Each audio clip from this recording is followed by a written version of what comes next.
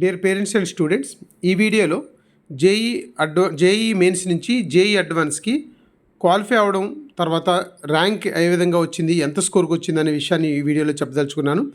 మనందరికీ తెలుసు, JEE mains నుంచి జేఈ అడ్వాన్స్కి క్వాలిఫై అయిన వాళ్ళు ఐఐటీలో జాయిన్ అవ్వడానికి వాళ్ళకి ఈ ర్యాంక్ ఉపయోగపడుతుంది.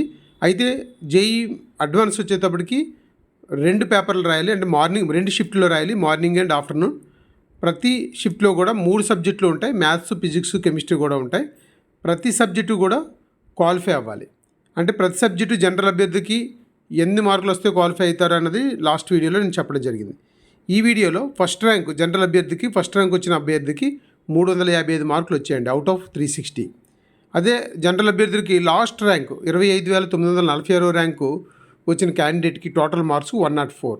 సారీ, ఇక్కడ 109 పడాలి, అందుకోసం ఇక్కడ 104 పడింది, 109 రావాలి లాస్ట్ టైం జనరల్ అభ్యర్థులకి.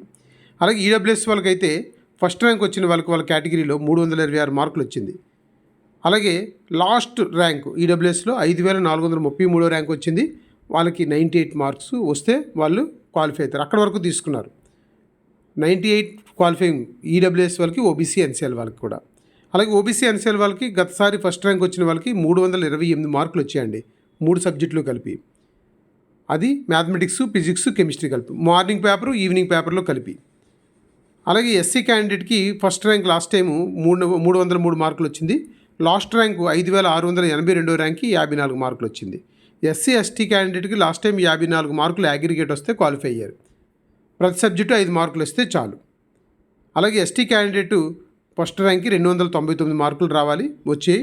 అలాగే 1803 ర్యాంక్ వచ్చిన క్యాండిడేట్ లాస్ట్ ర్యాంకు అది 54 మార్కులు వచ్చింది.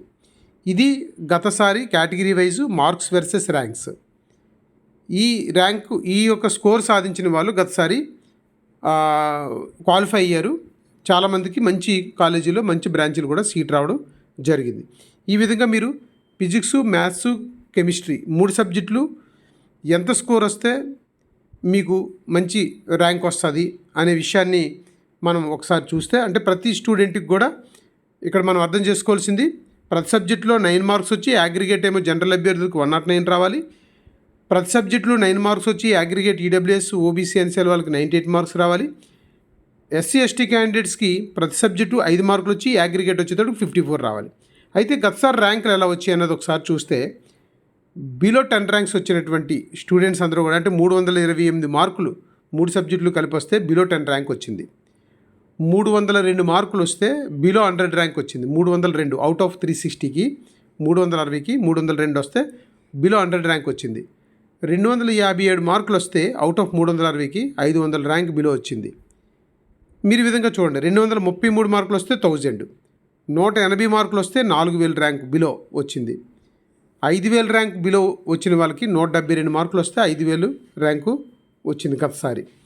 6000 ర్యాంక్ బిలో వచ్చినటువంటి వాళ్ళకి 165 మార్కులు వస్తే చాలండి, గతసారి 6000 ర్యాంక్ బిలో వచ్చింది. అలాగే 7000 ర్యాంకు బిలో వచ్చినటువంటి వాళ్ళందరూ కూడా 159 మార్కులు వస్తే చాలు. అలాగే 154 మార్కులకి 8000 బిలో ర్యాంక్ వచ్చింది. 149 మార్కులకి ఏమో 9000 బిలో ర్యాంక్ వచ్చింది. 145 మార్కులు సాధిస్తే చాలు 360లో 10,000 ర్యాంక్ వచ్చింది. అంటే 10,000 ర్యాంక్ వస్తే డెఫినెట్గా ఎక్కడో దగ్గర సీట్ వస్తుంది. అంటే చూడండి, 360లో 3 సబ్జెక్టులు కలిపి 145 మార్కులు, ఎంత జేఈ అడ్వాన్స్ ఎంత పేపర్లు టఫ్గా ఉంటాయో మనం దీన్ని చూసి అర్థం చేసుకోవచ్చు. కాబట్టి సగానికి సగం మార్కులు తెచ్చుకున్నా సరే జేఈ అడ్వాన్స్లో క్వాలిఫై అవుతారు. మంచి బ్రాంచు, మంచి ఐఐటీలో సీట్ కూడా వస్తుంది. కాబట్టి దీన్ని దృష్టిలో పెట్టుకొని మీరు జేఈ అడ్వాన్స్ ప్రిపేర్ అవుతారని ఈ వీడియోలో మీకు డీటెయిల్గా ఇన్ఫర్మేషన్ ఇవ్వడం జరిగింది. కాబట్టి ఈ వీడియోలో ప్రతి సబ్జెక్టులో వచ్చిన మార్కులు ఎలా వచ్చాయి, టోటల్గా ఎంత మార్కు, ఎంత ర్యాంక్ వచ్చింది కూడా మీరు అర్థం చేసుకుని మీ ప్రిపరేషన్ ఈ విధంగా సాగిస్తారని కోరుకుంటూ ఈ వీడియోని అందరూ కూడా లైక్ చేయండి, షేర్ చేయండి, సబ్స్క్రైబ్ చేయండి.